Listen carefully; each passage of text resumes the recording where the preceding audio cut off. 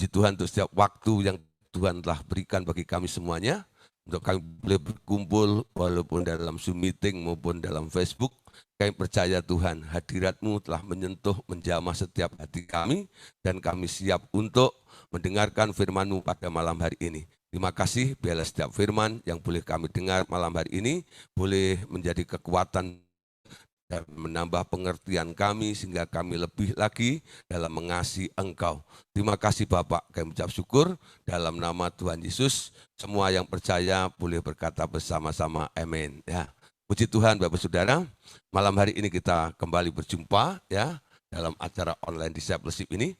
Kami tahu bahwa Tuhan sangat baik dalam kehidupan kita ya, bahwa kuasanya dilimpahkan dalam kehidupan kita, dan anugerahnya boleh kita nikmati, kita alami setiap hari di dalam setiap kehidupan kita juga.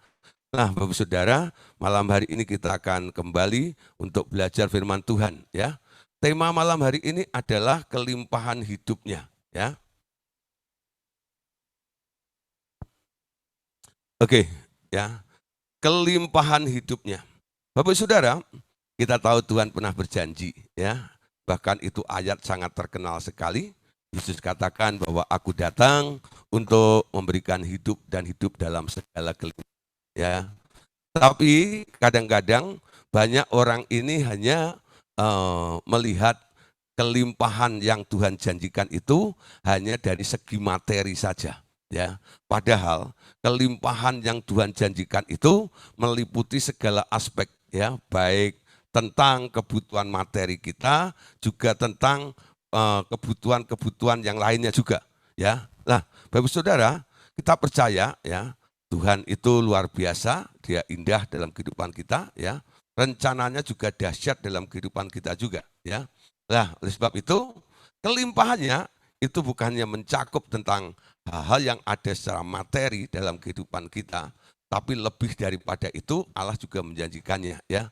Nah, oleh sebab itu malam hari ini kita kembali bersama-sama, mari kita buka slide-nya ya. Nah, oke. Ya.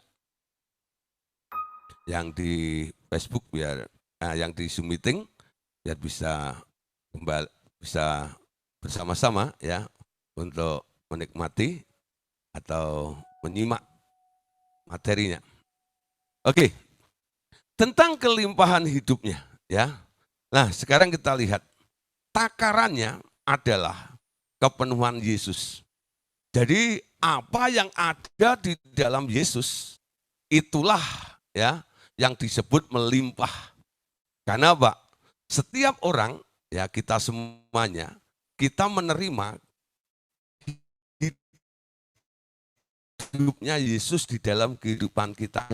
Yesus menerima semua yang ada di dalam Yesus itu. Dan kita percaya ya bahwa apa yang ada di dalam Yesus itu adalah manifest daripada apa yang ada di dalam Bapa juga. Jadi segala kepenuhan Bapa sekarang kepada Yesus. Lalu Yesus memberikan juga kepada barang siapa yang mau percaya kepadanya ya. Nah, Saudara ya. Nah, takarannya ada di dalam Yesus ya. Apa yang Yesus punya dan terjadi itu pun yang harus ada di dalam diri kita. Nah. Oke, ya.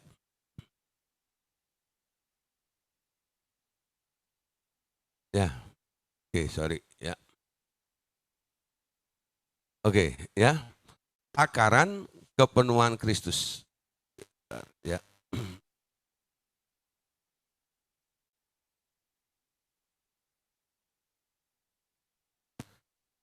Nah, perhatikan sini. Pekerjaan Tuhan Yesus di bumi adalah ya.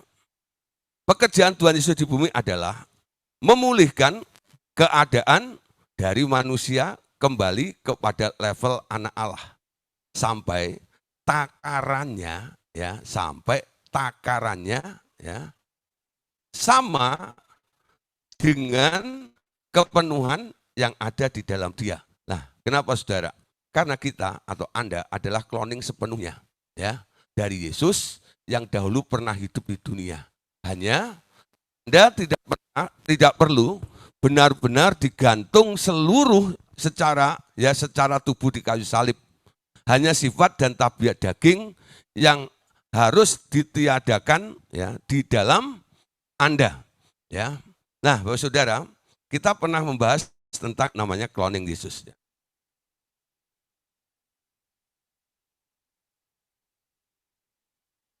Ya, oke. Jaringannya agak sedikit lemot ya. Ya, oke. Thank you. Ya, oke, sip. Ya, yang di Facebook, oke ya.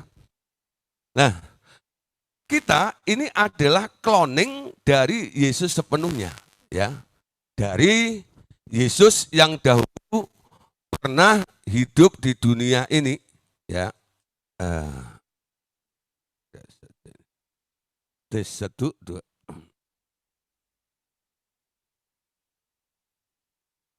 Tes 1. Tes 1.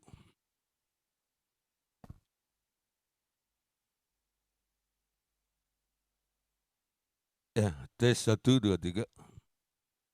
Tes.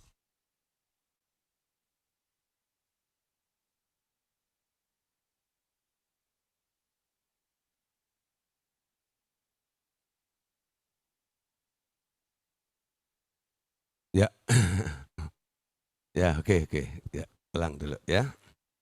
Tentang cloning Yesus ya. Dahulu bagaimana Tuhan Yesus ini mengkloning ya di dalam diri kita dengan menaruh benihnya di dalam diri kita. Nah, dia mewajibkan atau menginginkan supaya kita boleh bertumbuh ya untuk menjadi serupa dengan dia. Ya, tuntutannya untuk menjadi serupa dengan dia ini kalau benihnya tidak ada, ya manusia itu tak mampu untuk memenuhinya. Ya, tapi saudara, apa yang membuat perbedaan dalam cloning itu? Nah, kalau Yesus itu harus digantung mati di kayu salib untuk membuktikan ketaatannya. Ya, tapi untuk membuktikan ketaatan Anda nggak perlu digantung seperti Tuhan Yesus di atas kayu salib. Ya, tapi kita hanya menggantung ya atau meniadakan sifat dari tabiat daging kita yang ada di dalam diri kita. Yuk kita buka mulai ayatnya ya. Dalam Yohanes 10 ayat 10. Nah, ini ayat yang terkenal yang sudah saya bagikan tadi sedikit ya. Yohanes 10 ayat yang ke-10. Pencuri datang hanya untuk mencuri dan membunuh dan membinasakan. Ya, pencuri datang hanya untuk mencuri dan membunuh dan membinasakan. Aku datang supaya mereka mempunyai hidup dan mempunyainya dengan berlimpah-limpah atau dalam segala kelimpahan, ya, dalam segala kelimpahan. Nah, Bapak Saudara, kita perhatikan di sini ada dua pribadi yang mau intervensi di dalam kehidupan manusia. Yang pertama adalah si pencuri. Siapa si pencuri itu? Yaitu si iblis. Ya, dia datang hanya untuk mencuri, membunuh, dan membinasakan. Apa yang dicuri dalam kehidupan kita? Yang dicuri adalah damai sejahtera. Dia menciptakan segala situasi yang buruk dalam kehidupan kita, sehingga kita mulai khawatir, kita mulai gelisah, kita mulai resah, ya, kita mulai kecewa, kita mulai pahit hati, bahkan sedikit yang mulai membunuh dirinya juga ya, gara-gara apa? Dicuri damai sejahteranya itu. Nah, itu beda dengan Tuhan Yesus. Tuhan Yesus datang, dia bahkan berkata sebelum naik ke surga, damai sejahtera kuberikan kepadamu. Damai sejahtera ku tinggalkan bagimu. Dan apa yang kuberikan ini kualitasnya tidak seperti apa yang dunia berikan. Jadi dua hal yang berbeda. Yang satu nyolong, mencuri damai sejahtera Anda. Yang satunya malah memberikan damai sejahtera kepada kita semuanya. Dan bukan damai sejahtera biasa yang diberikan oleh Tuhan Yesus kepada kita ini. Sebenarnya yang diberikan adalah damai sejahtera yang pernah Yesus uji kualitasnya ketika dia ada di pantai Tiberias itu ya. Nah, atau Danau Galilea itu. Nah, di situ Tuhan Yesus pernah menguji namanya damai sejahtera itu. Damai sejahtera yang tidak bisa dipengaruhi oleh ombak, oleh badai, oleh situasi apapun. Sehingga dalam keadaan apapun kita bisa berjalan di atas masalah yang diwakili oleh air itu ya. Nah, jadi pencuri datang untuk mencuri ya. Lalu yang kedua, dia membunuh. Apa yang dibunuh? Orang kalau sudah kecewa, mereka sudah patah semangat, patah hati, biasanya masa depannya mulai suram. Bahkan ada yang mulai putus pengharapannya. Ya, dia bunuh masa depan Anda. Yesus datang memberikan masa depan bagi kita. Yeremia 29 ayat 11 katakan, rancangan-rancangan yang ada padaku adalah rancangan-rancangan yang penuh dengan masa depan, yang penuh dengan pengharapan. Nah, iblis bunuh ya, dia membunuh masa depan Anda. Tapi Yesus memberikan masa depan. Masa depan itu sungguh ada di dalam Allah. Dan ini menjadi suatu berita yang baik bagi kita semuanya. Kalau hari ini ya sukacita damai sejahteramu telah dicuri oleh iblis dan masa depanmu kelihatannya suram. Ya, sekarang Anda harus tetap yakin mempercayai apa yang Tuhan kerjakan di dalam hidup Anda. Di dalam Yesus ada masa depan. Masa depan itu sungguh ada ya di dalam Dia. Dan Anda tak perlu khawatir dalam segala hal seperti ini. Kita tahu ya apa yang Tuhan inginkan terjadi dalam kehidupan kita ini, itu harus dan bisa terrealisasi kalau kita tetap melekat kepada Yesus seperti ranting yang terus nempel kepada pokok anggur, yaitu Yesus itu sendiri. Yang ketiga, saudara, ya, pribadi namanya iblis ini, setelah dia berhasil mencuri, dia berhasil membunuh, lalu dia membinasakan Anda. Ya, nah ini bagian iman biasanya ya, kepercayaan Anda kepada Tuhan lenyap, lalu Anda tak punya jaminan ya untuk hidup yang kekal, alias Anda go to hell atau dibuang ke neraka. Nah, itulah kebinasaan ya. Nah, tapi Yesus datang memberikan hidup dan hidup di dalam segala kelimpahan. Nah, sekarang pertanyaannya, bagaimana hidup Yesus yang melimpah itu bisa bermanifestasi dan terjadi di dalam kehidupan kita? Yohanes pasal 14 katakan begini, sesungguhnya aku berkata kepadamu, siapa saja yang percaya kepadaku, ia akan melakukan juga pekerjaan-pekerjaan yang aku lakukan. Bahkan pekerjaan-pekerjaan yang lebih besar daripada itu. Ya, sebab aku pergi kepada Bapa. Dan apapun yang kamu minta dalam namaku, aku akan melakukannya supaya Bapa dimuliakan di dalam Anak.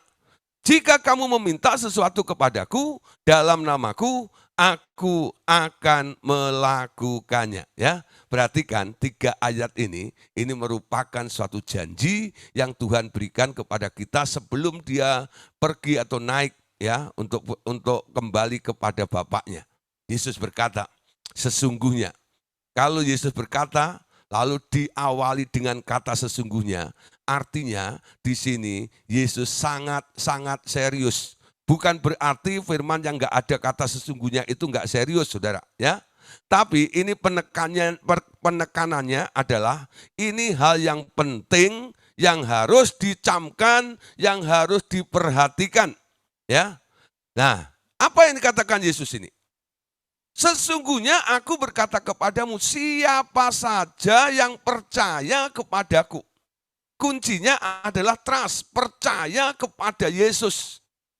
Dampak akibat kita percaya kepada Yesus, katakan, ia akan melakukan juga pekerjaan-pekerjaan yang aku lakukan, bahkan pekerjaan-pekerjaan yang lebih besar daripada itu. Ya, nah, Bapak Saudara, saya dulu berpikir begini, ya, melakukan pekerjaan-pekerjaan yang besar, ya, juga saya berkata, kalau Yesus dulu khotbah itu paling banter itu 5.000 orang yang dikasih makan itu ya.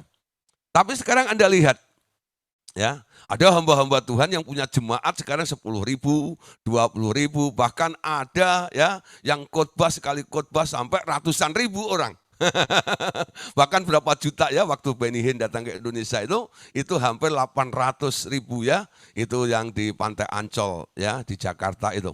Nah, dulu saya berpikir, wah, Benny Hinn melakukan pekerjaan yang lebih besar daripada apa yang Yesus pernah lakukan ya. Tapi ternyata Roh Kudus mengoreksi begini, Saudara. Bukan jumlahnya, Saudara, ya. Bukan jumlahnya. Tapi sekarang ada pengertiannya. Ya, nanti kita akan membahasnya. Yang pertama, Saudara, janjinya apa? Apa yang Yesus pernah lakukan, Anda boleh melakukannya. Anda bisa melakukannya. Bagaimana Anda bisa melakukan apa yang Yesus pernah lakukan? Kalau Anda membandingkan diri Anda dengan Yesus, ya, kadang-kadang kita, oh Tuhan, Engkau kan Tuhan, aku kan manusia yang lemah, yang penuh dengan keterbatasan. Tapi Yesus bilang, apa yang pernah aku lakukan, kamu boleh melakukannya, kamu bisa melakukannya, bahkan lebih daripada itu. Bagaimana itu bisa terjadi dalam kehidupan kita ini? Nah, dampak Anda mengalami kepenuhan Kristus di dalam hidup Anda, kelimpahan Kristus itu yang ada di dalam dirinya ini sekarang boleh bermanifestasi di dalam diri Anda juga. Ya, bukan berarti Anda lebih hebat daripada Yesus. Ya. Dulu pengertian saya keliru. Kalau kita bisa melakukan perkara yang lebih besar, lebih hebat, lebih dahsyat daripada yang pernah Yesus lakukan, ya, berarti kita lebih hebat dari Yesus. Tidak. Yesus tetap lebih hebat daripada kita. Anda tak akan pernah bisa lebih daripada Yesus. Ya. Tapi bagaimana Anda bisa melakukan sesuatu yang sama seperti Yesus dan lebih besar daripada Yesus itu? Nah, di sini sebenarnya yang mengerjakan bukan Bapak Ibu Saudara. Yang mengerjakan adalah hasil cloning Yesus di dalam dirimu. Persatuanmu dengan Yesus, karena engkau mengundang Yesus masuk di dalam hidupmu sekarang ada benihnya Yesus, benih itu ditumbuhkan, benih itu semakin besar, dan benih itu diizinkan untuk bermanifestasi. Ya, dampaknya seperti apa yang Yesus pernah lakukan masa lampau, Anda juga akan mengalaminya bersama dengan Tuhan Yesus. Ya, makanya ayat ini nggak boleh dipotong. Ya, hanya Anda terapkan atau Anda ambil dicomot ayat 12-nya tok. Tapi Anda harus juga memperhatikan ayat 13 dan ayat 14-nya. Ya. Perhatikan, memang ayat 12 itu begitu indah, begitu elok. Semua orang pasti pengen ya melakukan pekerjaan yang besar, bahkan lebih besar daripada itu. Ya. Ayat 13 katakan, dan apapun yang kamu minta dalam namaku, ya, apapun yang kamu minta dalam namaku, aku akan melakukannya. Supaya Bapa dimuliakan di dalam Anak. Jika kamu meminta sesuatu kepadaku dalam namaku, aku akan melakukannya. Nah, Bapak Saudara, sekarang perhatikan ya. Anda harus minta. Nanti siapa yang melakukannya di sini? Apapun yang kamu minta dalam namaku, aku akan melakukannya. Supaya Bapa dimuliakan di dalam Anak. Jika kamu meminta sesuatu kepadaku, ya, dalam namaku, aku akan melakukannya. Nah, Bapak Saudara, ayat ini agak sedikit membingungkan ya. Tapi sekarang kita lihat ya. Ternyata ada koreksi terjemahan dalam bahasa Indonesia ya, khususnya dalam ayat yang ke-14. Ya. Dalam ayat 14 ini agak berlebihan dengan menaruh kata meminta sesuatu kepadaku dalam namaku. Ya. Seharusnya ayat ini, ayat 14, ya, ini berkata begini. Meminta sesuatu dalam namaku. Enggak usah ditambah lagi dengan meminta kepadaku. Ya. Pekerjaan-pekerjaan besar akan Anda lakukan dengan cara meminta kepada Bapa dalam nama Tuhan Yesus. Ya, dalam bahasa Inggris dikatakan if you ask anything in my name, I will do it. Ya, nah jadi meminta, ya, nah jadi kau minta, ya, dalam nama Yesus, nanti Yesus akan melakukannya. Nah, sekarang pertanyaannya, saudara, ya, memintanya kepada siapa? Memintanya kepada Bapa.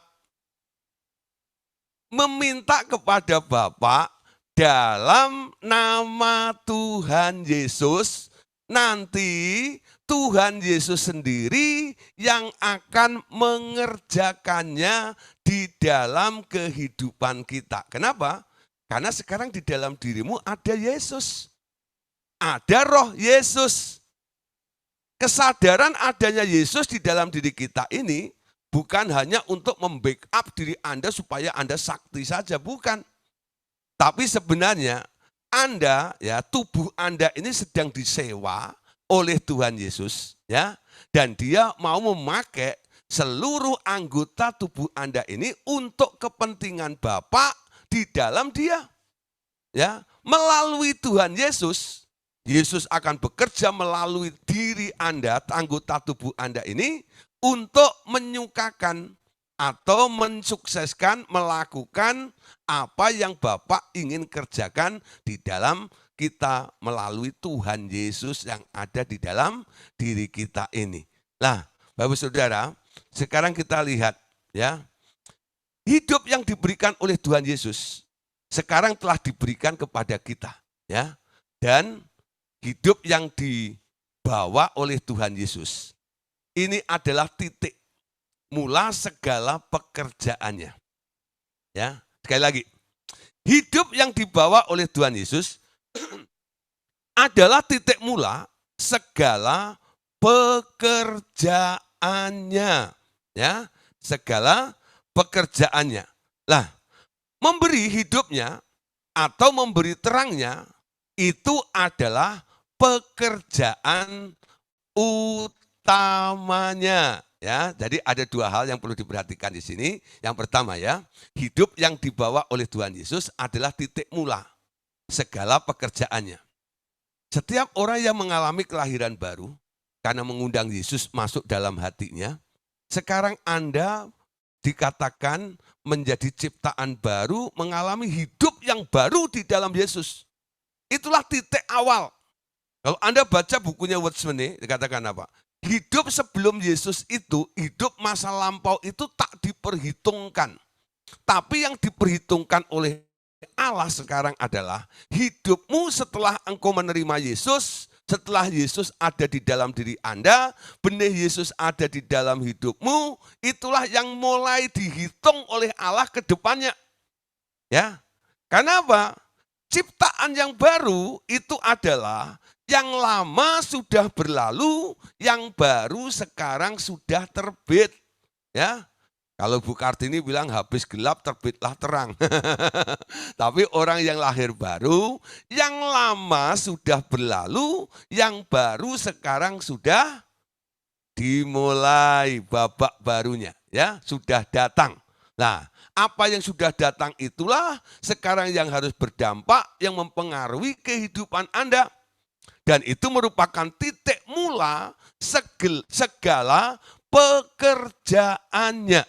Jadi semua orang yang rela mengundang Tuhan Yesus masuk di dalam hatinya, sebenarnya Anda sedang teken kontrak dengan surga. Ya, Anda sedang teken kontrak dengan surga. Menyerahkan tahta hati Anda kepada Yesus artinya apa? Anda siap diperintah oleh Yesus. Ya, bukan ide gagasanmu lagi yang mulai bekerja. Segala sesuatu ya yang harus terjadi melalui kehidupan Anda itu harus seizin dengan Tuhan. Anda harus tanya, Tuhan, apa yang boleh ya kita kerjakan hari ini? Ya, sampai segala segi, ya. Nanti sampai ekstrimnya mau makan aja Anda mesti nanya Tuhan. Tuhan, ya, ini kan tubuhmu, ya. Kira-kira mau dikasih makan apa ya? Kalau Tuhan bilang kasih capcay, oh puji Tuhan, untung capcay, itu enggak lah, bukan gudeg. Itu enggak lah, kalau gudeg, aduh ya. Oh empal gentong aja, empal gentong. Ah keenakan orang Cirebon tuh namanya ya, empal gentong ya. Nah, masa Tuhan Yesus suka empal gentong? Nah, ada orang-orang yang sampai seperti itu karena apa? Dia menyadari bahwa hidupnya, tubuhnya ini bukan lagi miliknya sendiri, tapi menjadi milik yang telah menebus mereka tersebut. Jadi semuanya harus minta izin kepada Tuhan Yesus. Nah, orang-orang yang sudah mulai belajar seperti ini, saya percaya namanya kehendak Allah, berjalan dalam agenda Allah itu tak terlalu sulit, ya. Karena apa? Hak pribadinya sudah dilepaskan.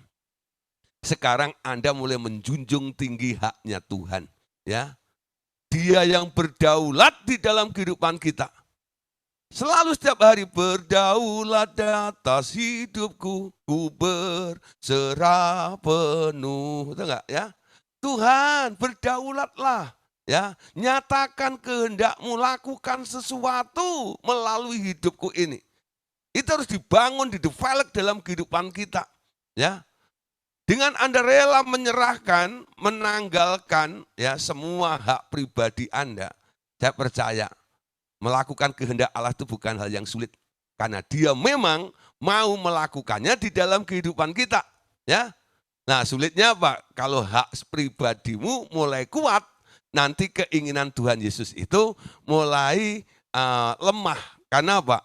Dia selalu menghargai free will yang ada di dalam kehidupan kita. Amin. Nah, pertama dia memberikan titik awal dalam pekerjaannya itu ketika hidup Yesus itu ada di dalam hidup kita, ya. Nah, yang kedua tadi, sekarang tugas daripada Yesus yang berikutnya adalah memberi hidupnya atau memberi terang, dan itu adalah pekerjaan utamanya, ya. Nah, sekarang kita lihat kenapa Yesus yang memberikan terang. Karena apa? Yesuslah terang itu. Dan dia share life. Terang yang ada di dalam dirinya sekarang dibagikan kepada orang-orang yang mau percaya kepadanya. Walaupun dulu sebelum Yesus ada orang yang hebat, ya, namanya Yohanes. Tapi Yohanes Pembaptis dikatakan bahwa dia bukan terang itu sendiri. Ya. Kalau kita lihat Yohanes Pembaptis itu dari semua nabi dan hamba Tuhan, dia adalah yang terbesar. Namun yang terkecil sekalipun dari kerajaan surga, ia sudah lebih besar daripada Yohanes Pembaptis. Artinya apa? Anda dinyatakan pada malam hari ini sudah lebih besar dari Yohanes Pembaptis secara kelahiran. Karena Anda telah dilahirkan 2 kali. Dilahirkan baru menjadi anak Allah.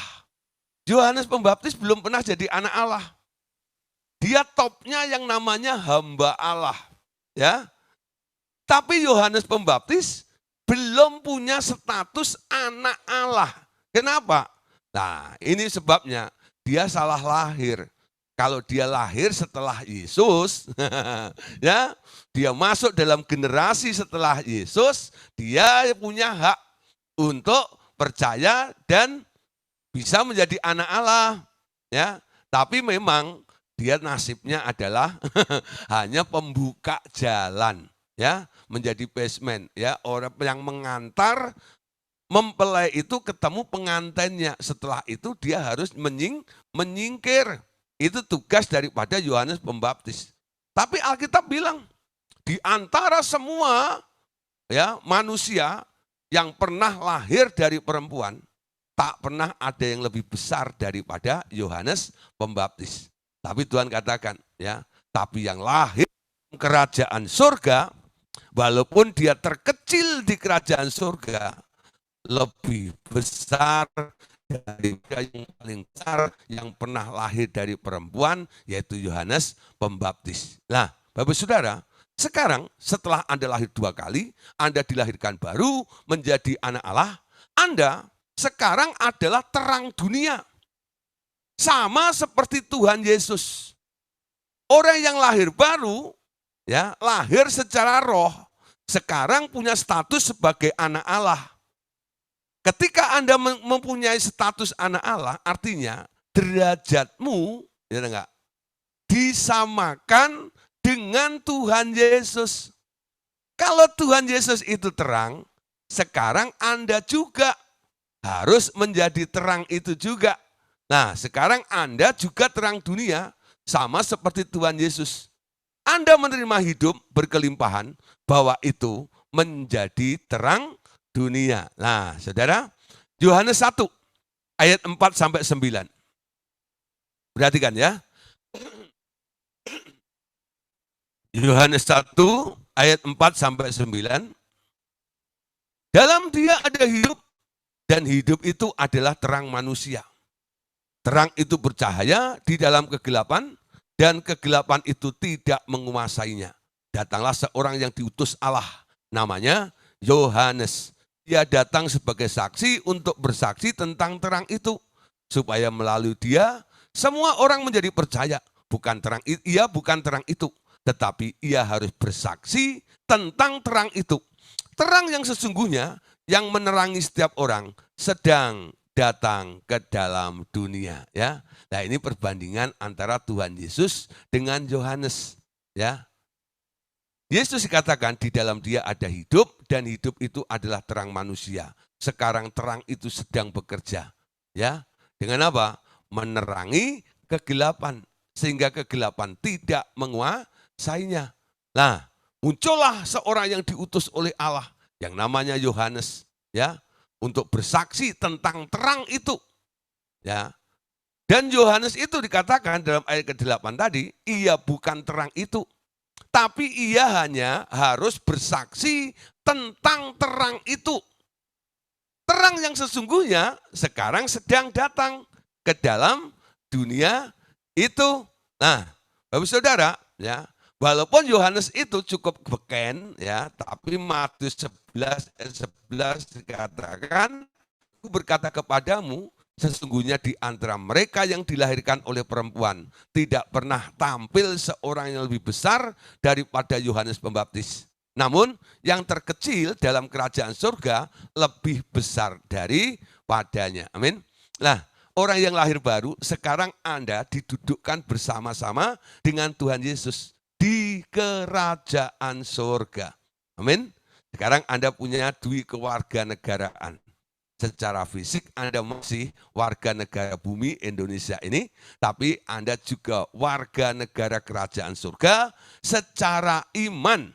Nah, secara iman Anda warga negara kerajaan surga ini membuat derajat Anda naik lebih besar daripada Yohanes Pembaptis. Amin. Nah, ketika Tuhan Yesus menebus Anda, ya, lalu Tuhan Yesus mulai mendidik kita. Setelah itu Tuhan Yesus mendelegasikan atau memberikan tugas kepada kita semuanya. Matius pasal 5 ayat 14-16. Tuhan Yesus berkata kepada murid-muridnya, kamu adalah terang dunia. Amin. Ya. Kamu adalah terang dunia. Nah, Bapak Saudara, sekarang ayat ini juga berlaku untuk kita semuanya. Malam hari ini saya mewakili Tuhan Yesus. Berkata kepada Bapak Ibu Saudara semuanya, ya, dengar baik-baik, ya. Kamu adalah terang dunia. Ketika Anda mendengar pernyataan statement seperti ini, apa kira-kira respon Anda? Kamu adalah terang dunia. Ada orang mulai kecil, rasanya nggak layak untuk menjadi terang. Aku jadi terang. Emang aku ini siapa? Atau enggak? Nah, merasa enggak layak dan sebagainya. Tuhan Yesus melihat segala kekurangan di dalam diri murid-muridnya juga. Betul enggak? Masih banyak hal yang perlu dibenahi. Tapi Tuhan Yesus tidak memperdulikan tentang itu.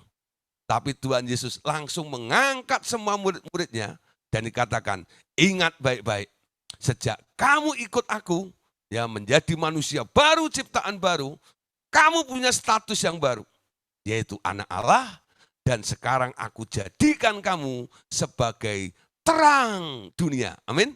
Nah, jangan merasa Anda masih kurang ini dan kurang itu, enggak layak untuk jadi terang. Terima saja dengan iman. Sebenarnya untuk menjadi terang itu bukan keinginan saya. Dia yang mau saya menjadi terang. Amin. Dia yang mau Anda menjadi terang. Ketika Tuhan Yesus berkata kepada Anda, kamu adalah terang dunia. Anda nggak usah malu, Anda nggak usah takut, Anda nggak merasa nggak layak. Anda langsung respon aja. Terima kasih Tuhan, kalau Tuhan mempercayakan saya untuk menjadi terang. Artinya apa? Engkau yang pilih aku untuk menjadi terang. Ya, bukan aku yang memilih, tapi Dia yang memilih kita. Amin. Nah, sekarang Anda dipilih menjadi terang. Ya. Nah, Anda jadi terang karena Dia yang mau, ya. Ada orang tuh kadang-kadang hidupnya dalam doanya, ya. Dia hanya berusaha untuk menjadi terang dengan konsep pemikirannya sendiri. Tuhan, jadikanlah aku terang kiranya. Oh Tuhan, gak usah doa seperti itu lagi. Betul nggak? Siapkan hatimu, siapkan dirimu, lalu Anda ketemu dengan ayat ini, ya. Ayat ini berkata apa? Kamu adalah terang dunia. Dan Anda cuma bilang, yes, aku adalah terang dunia. Amin. Nah, sekarang Anda punya status yang sama dengan Yesus. Ya, pertama, Yesus anak Allah, Anda anak Allah juga. Amin. Yesus yang pernah berkata, akulah terang dunia. Sekarang Anda juga boleh berkata, sama seperti Yesus. Kalau Yesus dulu berani berkata, akulah terang dunia, sekarang Bapak Ibu Saudara juga harus berani berkata, akulah terang dunia. Amin. Jangan hanya bergumul, oh Tuhan layakkan aku, jadikan aku terang, jadikan aku terang. Sudah jadi. Betul enggak? Ini bukan sesuatu yang harus Anda minta, bukan.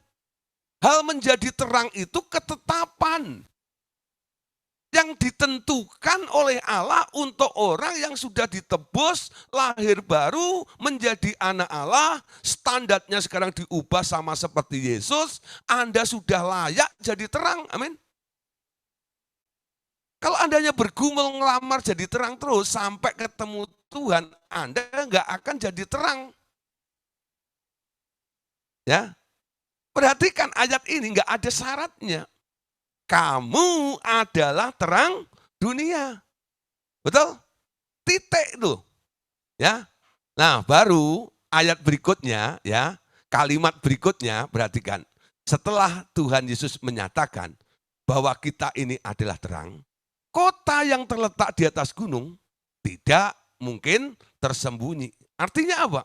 Terangmu harus bercahaya sampai menjangkau seluas-luasnya. Di sini digambarkan kota yang terletak di atas gunung tidak mungkin tersembunyi, akan terjangkau dengan terang yang ada di dalam hidupmu. Ya, nah ayat 15, lagi pula orang tidak menyalakan pelita lalu meletakkannya di bawah gantang, melainkan di atas kaki dian sehingga menerangi semua orang di dalam rumah itu. Nah, orang meletakkan pelita atau terang itu jangan diletakkan di bawah gantang. Apa sih yang menyebabkan terang di dalam hidup Anda itu kadang-kadang tertutup? Tak berdampak, tak menerangi lingkungan Anda. Nah, Gantang bicara tentang kebutuhan hidup kita. Ya. Nah, Gantang itu tempat beras dulu. Nah, jadi orang yang terus berorientasi tentang kebutuhan hidupnya, setiap hari mikir apa yang aku mau makan, apa yang akan aku pakai, ya, dan sebagainya. Orang tersebut, ya, tak akan pernah memancarkan terang di dalam dirinya. Kenapa? Setiap ketemu orang yang dibicarakan hanya kebutuhan hidupnya, ya. Berapa kali saudara saya berjalan bersama keluar kota dengan beberapa orang, ya. Tapi ini bukan dengan murid-murid saya. Kalau murid-murid saya ya dari RTM sudah lain, ya. Pembicaraannya sudah beda, ya. Yang dibicarakan biasanya Shimizu. Kalau murid-murid saya lain lagi, ya. Nah, tapi kalau saya lagi berjalan dengan orang-orang yang di luar RTM seperti itu, ya. Sepanjang perjalanan itu, ya. Padahal itu kita menempuh waktu bisa 12 jam, 16 jam gitu, ya. Nah, apa yang dibicarakan dalam mobil itu kadang-kadang, ya, atau kita dalam pesawat kadang-kadang yang dibicarakan selalu tentang masalah hidup dan kebutuhannya, ya, persoalan-persoalannya, ya. Mumpung dekat dengan pendeta, ya enggak.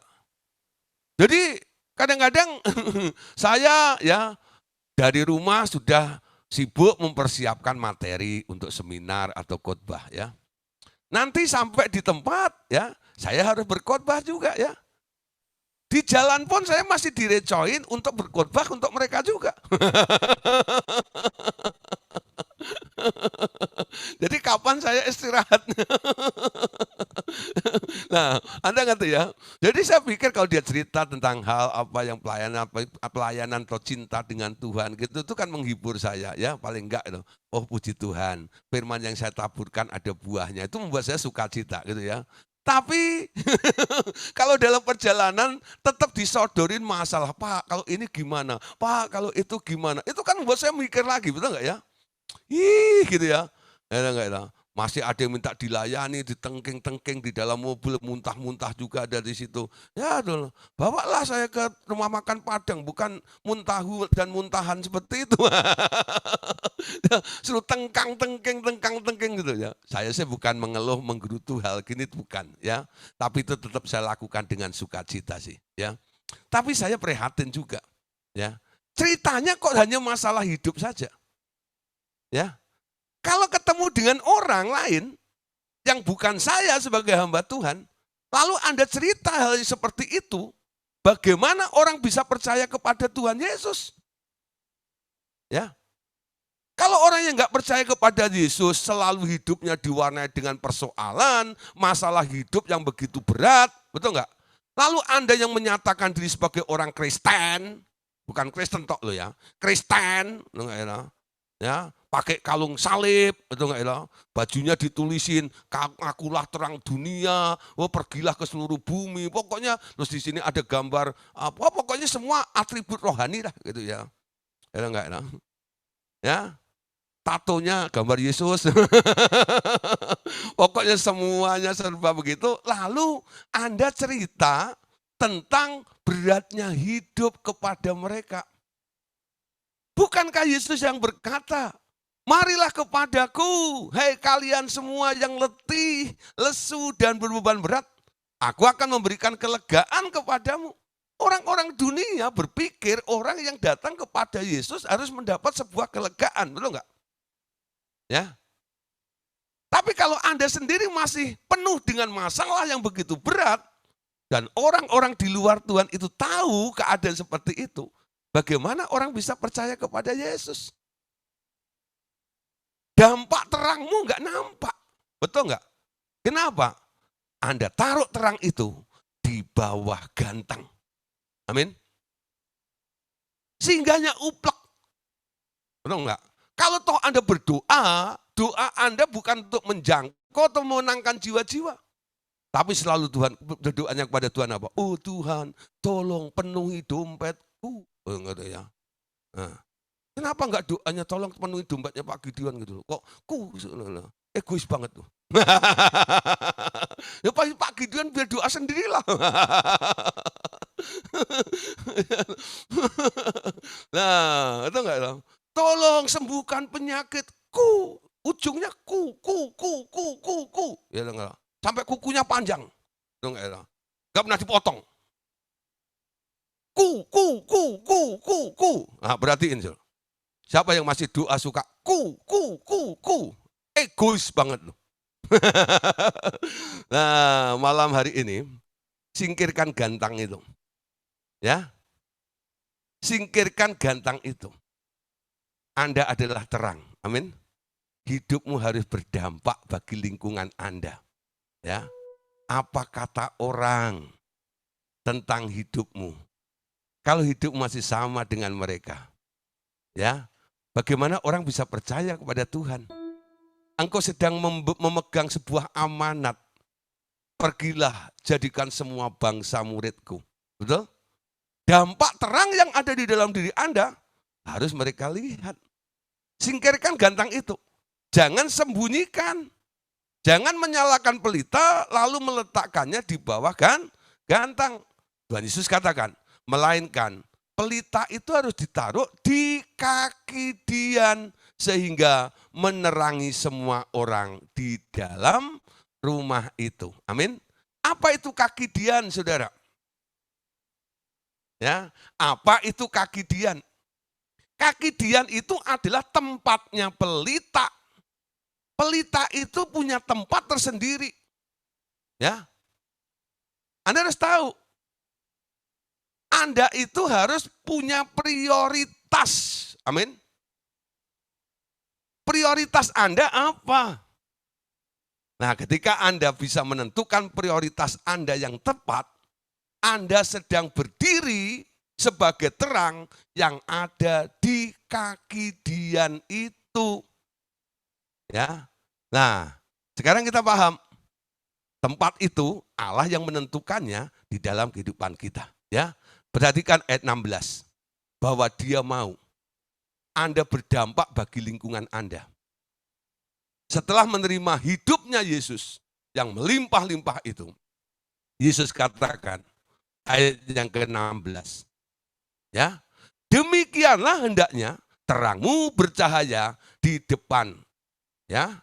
Hendaknya terangmu bercahaya di depan orang supaya mereka melihat perbuatanmu yang baik dan memuliakan Bapakmu yang di surga. Nah, hidupmu sekarang dilihat oleh orang, bukan? Kalau orang lain mulai berkomentar tentang Anda jangan risih. Ngapain sih lu urusin gua? Jangan ngomong begitu.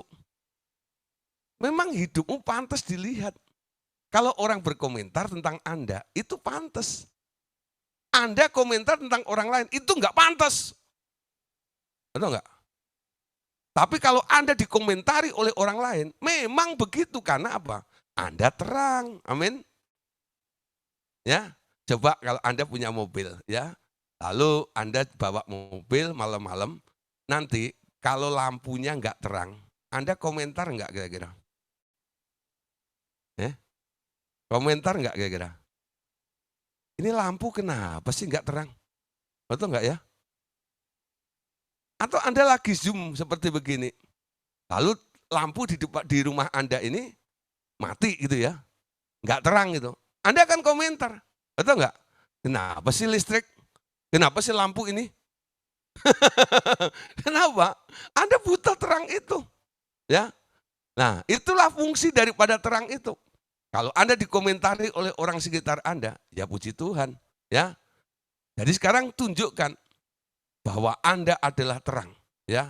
Memang sudah membawa dampak terang itu sulit sekali, ya. Nah, contoh yang umpama gini ya. Saya tinggal di kompleks gitu ya. Perumahan Metro Permata 1, ya, di situ juga ada sekretariat RTM juga yang di Blok C, rumah saya di Blok O, ya. Nah, orang di Metro Permata ini tahu saya itu pendeta. Hamba Tuhan. Itu gara-gara developer itu, ya. Saya beli rumah di sini, lalu dia lihat KTP saya, ya, di situ pekerjaannya pendeta, ya. Lalu diumumin tuh, gitu. Tuh di Metro Permata ada pendeta, supaya apa? Itu orang-orang Chinese, orang-orang Kristen gitu, supaya beli. Jadi saya buat iklan gitu, oleh mereka gitu. Wah, sontak semuanya tahu loh, ada pendeta ya di Metro Permata 1. Nah, itu kalau murid-murid kadang-kadang pergi ke rumah saya itu di pos satpam ya, dia tanya itu, "Kemana rumah Pak Gideon?" Ya, pendeta itu langsung ditunjukin langsung. Langsung langsung pada tahu semua ya. Nah, bukan berarti saya bangga jadi orang terkenal gitu, enggak ya. Tapi gini Saudara ya, konsekuensinya kan ada. Semua orang pasti melihat, betul enggak? Oh pendeta itu apa, kriterianya apa, seorang hamba Tuhan, apalagi kalau mereka juga orang Kristen. Mereka akan tahu, betul enggak? Nah, hidup kita dinilai oleh mereka, betul enggak ya? Nah, mereka kadang-kadang juga maklum, ya kayak begini nih ya, saya Zoom ya. Saya Zoom ini pakai ada speakernya juga, dari keyboard cukup kenceng juga ya. Sampai kira-kira 10-15 rumah ke depan itu kedengaran Saudara. Dan itu sudah 1 tahun lebih saya lakukan seperti ini Saudara ya loh. Mereka mungkin kalau ada yang ribut-ribut, sebentar itu kan ada yang komplain. Di grup itu nggak ada yang komplain, gitu. Kenapa itu? Nah biasa, ya, pendeta sekarang gerejanya pindah ke rumah. Enak juga nih. Nah, saya nggak usah pemberitahuan Saudara, ya minta izin ini segala macam itu. Dia udah tahu. Ini tugas pendeta. Kan nggak boleh kumpul, sekarang kita siaran dari rumah ya. Mereka harap maklum. Nah, yang saya maksud gini, dampak terangnya ini ya harus dilihat oleh mereka. Betul nggak? Nah, bukan karena Anda kaya, bukan atau apa populer, tenar atau gitu bukan, Saudara ya. Tapi dampak hidup Anda. Bagaimana kasih Anda, perhatian Anda, betul nggak? Kalau ada yang membutuhkan pertolongan, kira-kira dari semua tetangga, siapa yang lebih dahulu? Ya, saya tahu, saya terang, saya harus tampil, betul nggak seperti itu? Bukan dibuat-buat, itu refleks loh. Saya terang, ya. Nah, nggak peduli mereka Kristen atau Buddhis gitu, saya tolong mereka. Ya. Ada yang listriknya konslet dan sebagainya. Ya puji Tuhan saya dikit-dikit ya tahu lah ya, ngangkat sekring ngerti lah gitu ya. Nah, saya datang ke sana, sok sok sok bisa aja gitu loh. Gak taunya kesetrum. Nah, nyala juga lah rumahnya, betul nggak itu? Nah, ganti-ganti dikit gitu, saya coba-coba gitu, bisa. Nah, mempengaruhi lingkungan seperti itu, ya, dampaknya ada, seperti itu. Dan mereka menyoroti, ya, menyoroti kita semuanya. Jadi walaupun Anda dinilai jangan takut, ya, tapi di sini Anda terus jangan jaim juga jangan, ya, jaim itu sebenarnya munafik, ya. Nah, mending mending munawar daripada munafik ya. Nah, Saudara, lihat Yohanes 5, 24-26. Sesungguhnya aku berkata kepadamu, siapa saja yang mendengar perkataanku dan percaya kepada Dia yang mengutus aku, ia mempunyai hidup yang kekal dan tidak turut dihukum, ya. Sebab ia sudah pindah dari dalam maut ke dalam hidup. Sesungguhnya aku berkata kepadamu, saatnya akan tiba, ya. Perhatikan, saatnya akan tiba, ya. Dan sudah tiba bahwa orang-orang mati akan mendengar suara anak Allah dan mereka yang mendengarnya akan hidup. Sebab sama seperti Bapa mempunyai hidup dalam dirinya sendiri, demikian juga diberikannya anak mempunyai hidup dalam dirinya sendiri. Nah, ayat ini juga perhatikan ya. Bapa punya hidup, Yesus juga punya hidup. Lalu kita yang percaya kepada Yesus, sekarang diberi hidupnya Yesus. Sehingga Anda pun juga punya hidup yang sama seperti apa yang ada di dalam Bapa maupun yang ada di dalam Tuhan Yesus. Amin. Nah, Efesus 4, ayat 11 sampai 14. Dialah yang memberikan baik rasul-rasul maupun nabi-nabi, baik pemberita-pemberita Injil maupun gembala-gembala dan pengajar-pengajar. 12. Untuk memperlengkapi orang-orang kudus bagi pekerjaan pelayanan bagi pembangunan tubuh Kristus. Sampai kita semua telah mencapai kesatuan iman dan pengetahuan yang benar tentang anak Allah, kedewasaan penuh dan tingkat pertumbuhan yang sesuai dengan kepenuhan Kristus. Sehingga kita bukan lagi anak-anak yang diombang-ambingkan oleh berbagai angin pengajaran, ya, oleh permainan palsu manusia dalam kelicikan mereka yang menyesat. Nah, Bapak Saudara, seharusnya semua bentuk pelayanan Kristen, ya, baik itu gereja, tim pelayanan, yayasan, paguyuban, ya, harus mencapai sasaran yang sama, yakni membina tubuh Kristus itu sampai mencapai pertumbuhan setingkat dengan kepenuhan Kristus. Ya. Bukan hanya mencanangkan program ini, program itu, ya. Nah, yang sifatnya sosial. Baik sih, itu enggak itu. Tapi harus didasari dulu. Semua anggota tim, ya, itu harus ditumbuhkan. Mereka harus mencapai pertumbuhan setingkat dulu dengan kepenuhan Kristus. Artinya apa?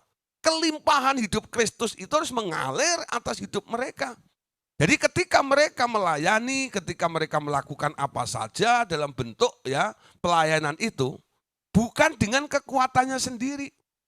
Itu terjadi karena hasil cloning di dalam dirinya, sehingga manifestasi daripada kelimpahan hidup Yesus itulah yang dibagikan kepada orang-orang sekitarnya itu.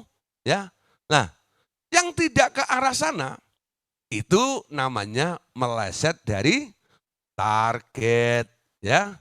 Jadi sekarang betapa tinggi posisi Anda dan betapa indahnya, ya, status Anda untuk menjadi terang dunia. Amin. Nah, sesudah Anda berpindah daerah, ya, dari daerah mati menjadi hidup, sekarang hidup Anda segera dibuatnya berkelimpahan. Tujuannya agar menjadi terang dunia yang semakin lama semakin besar ukurannya, ya. Makin besar ukurannya, tidak kurang dari seperti Yesus, ya, seperti Yesus. Nah, Bapak Saudara, sekarang kita lihat. Kalau tadi kita bicara tentang hidupnya Yesus, lalu bagaimana tentang hidup manusia, ya? Nah, panggilannya untuk dapat menjadi hamba Tuhan adalah panggilan untuk bersama menerangi dunia ini dengan memberikan hidup Yesus yang mengalir dalam diri Anda kepada dunia sekeliling Anda, ya. Nah, sekarang hidup manusia. Kita tahu bahwa hidup Tuhan Yesus adalah hidup yang sederajat dengan hidupnya Allah. Manusia pertama yang namanya Adam menerima hidup dari Yehova. Ketika dosa mulai, Adam akhirnya terpisah dari Tuhan. Tetapi masih memiliki kapasitas yang luar biasa hidupnya, mencapai 930 tahun. Tetapi mati karena hubungan dengan Tuhan terputus. Ya. Walaupun sudah mati, dia masih terputus dengan Allah, dia masih mencapai 930, ya. Kapasitas itu akhirnya dikurangi menjadi tinggal 1/8 dari yang semula menjadi 120 tahun. Karena apa? Produksi hidup itu adalah kejahatan semata-mata. Ya. Jadi Allah itu berpikir, manusia itu dikasih hidup panjang-panjang, bukan tambah baik. Karena apa? Semua yang diproduk, yang keluar dari produksinya ini adalah produk jahat semuanya. Sehingga Allah berkata, aku menyesal membuat manusia itu. Ya. Nah, keadaan itu, keadaan yang panjang umurnya ini, setelah didiskon, ya, mentinggal 1/8 tadi, ya, nanti akan dipulihkan lagi dalam masa kerajaan 1000 tahun kelak. Hidup segala makhluk ada di dalam darahnya. Iblis membunuh manusia karena ia memerlukan darahnya di mana hidup manusia itu berada untuk menyambung nyawanya sendiri. Tuhan Yesus datang untuk membayar hidup manusia itu dari incaran si iblis dengan menawarkan darahnya kepada si iblis, ya. Tetapi setelah diberikan di kayu salib, dia tak mampu menghisap darah Tuhan. Kenapa? Karena terlalu kudus darah Yesus itu. Nah, bagi kita, darah Tuhan itu menjadi penebus pengganti darah kita. Dan tiap kali perjamuan kudus, sekarang kita diadakan, kita diingatkan bahwa kita ini anak-anak tebusan dari Tuhan dan menjadi sedarah dengan Tuhan. bahkan menerima hidup Tuhan Yesus yang berlimpah-limpah itu ya. Nah, coba kita lihat beberapa ayat-ayatnya ya. Kejadian 5 ayat yang kelima. Jadi Adam mencapai umur 930 tahun lalu ia mati. Ya. Nah, ya, padahal ketika dia makan buah pengetahuan baik dan jahat, Tuhan katakan kalau kamu makan kamu mati. Tapi kenapa masih jalan umurnya sampai 930 tahun? Ya. Yang disebut mati di sini adalah disconnection. Ya. Putus hubungan dengan Allah. Dampak dari orang putus hubungan dengan Allah, dia nggak bisa bertahan. Nah, kapan lowbatnya ini? Setelah 930 tahun lalu dia mati. Ya. Orang yang bergabung selalu terkonek dengan Allah. Dia tak akan mati. Kenapa? Di dalam dia ada hidup. Ada sambungan nyawa yang membuat Anda mengalami hidup kekal di dalam dia. Putus hubungan dengan Allah. Lambat laun, ya tergantung kondisinya, bisa mati. Ya. Nah, 1 Korintus 15 ayat 22. Karena sama seperti semua orang mati dalam persekutuan dengan Adam, demikian pula semua orang akan dihidupkan kembali dalam persekutuan dengan Kristus. Ya. Mengakui menjadi keturunan Adam ini, dampaknya ujung-ujungnya akan mengalami kematian. Karena apa? Ketika Anda mengakui jadi keturunannya Adam, Anda sudah dinyatakan putus dengan Allah. Ya. Tapi setiap orang yang percaya kepada Tuhan Yesus, persekutuan dengan Kristus menghidupkan kita kembali sekarang di dalam dia. Karena di dalam dia ada hidup dan hidup itu sekarang dibagikan kepada Anda. Amin. Nah, manusia bukan semakin baik, tapi semakin jahat. Makanya Tuhan katakan dalam Kejadian 6 ayat 3, berfirmanlah Tuhan, rohku tidak akan selama-lamanya tinggal di dalam manusia. Karena manusia itu adalah daging, tetapi umurnya akan 120 tahun saja. Pendek ya, dari harusnya kekal, terus akhirnya sampai 930 tahun, tapi akhirnya tinggal 120 tahun saja. Nah ini SK. Kalau Anda hari ini ya menjadi manusia, sebelum 120 tahun Anda boleh klaim. Karena SK-nya belum dirubah.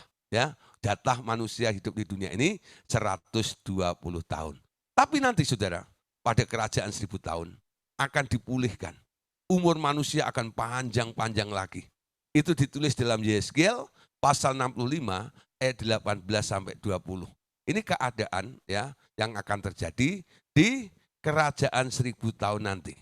Tetapi bergiranglah dan bersorak-sorak untuk selama-lamanya atas apa yang kuciptakan. Sebab sesungguhnya aku menciptakan Yerusalem penuh sorak-sorak dan penduduknya penuh kegirangan. Ya, Yerusalem mana? Yerusalem yang nanti ya. Aku akan bersorak-sorak karena Yerusalem dan girang karena umatku. Di dalamnya tidak akan kedengaran lagi bunyi tangisan dan bunyi erang pun tidak.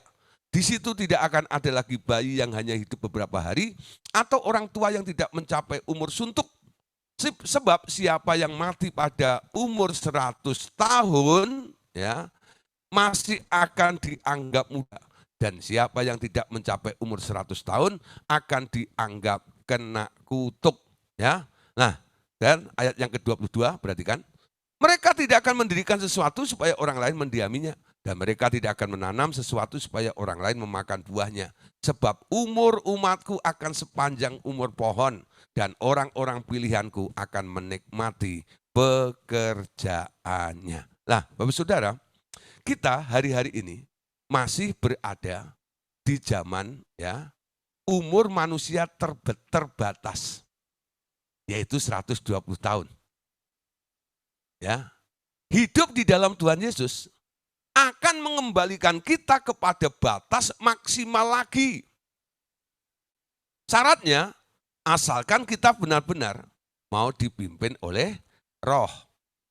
Tetapi juga kelimpahan hidup Kristus akan menghidupkan kembali hidup orang lain, bahkan yang sudah mati dapat dihidupkan kembali. Hanya pada tahun-tahun mendatang yang sudah amat dekat, terbuka kesempatan bagi orang percaya untuk ikut mengalami rapture yang diangkat hidup oleh Tuhan untuk masuk ke dalam surga. Nah, Bapak Ibu Saudara, malam hari ini ya kita perhatikan bagaimana ya hidupnya Yesus harus berdampak mengalir kepada hidup manusia. Hidup manusia semakin menurun, semakin merosot. Tapi kelimpahan hidup Yesus akan menambah, memulihkan, ya, sehingga manusia nanti akan mengalami bukan hanya kematian, ya. Nah, besok kita akan membahas kelanjutannya. Kapan sebenarnya manusia itu terlepas dari maut? Kalau Anda melihat murid-murid Yesus mati juga ya. Padahal dia sudah ikut Yesus. Dia yang dijanjikan memperoleh hidup dalam kelimpahan. Nah, kenapa? Orang yang sudah mendapatkan hidup Yesus, ya dalam kelimpahan itu masih mati juga, maut masih menerjang kepada mereka semuanya. Nah, pengertiannya apa? Nah, jangan lewatkan. Penasaran dulu, besok jawabannya. Amin. Tuhan Yesus memberkati kita semuanya. Amin. God bless you. Ya.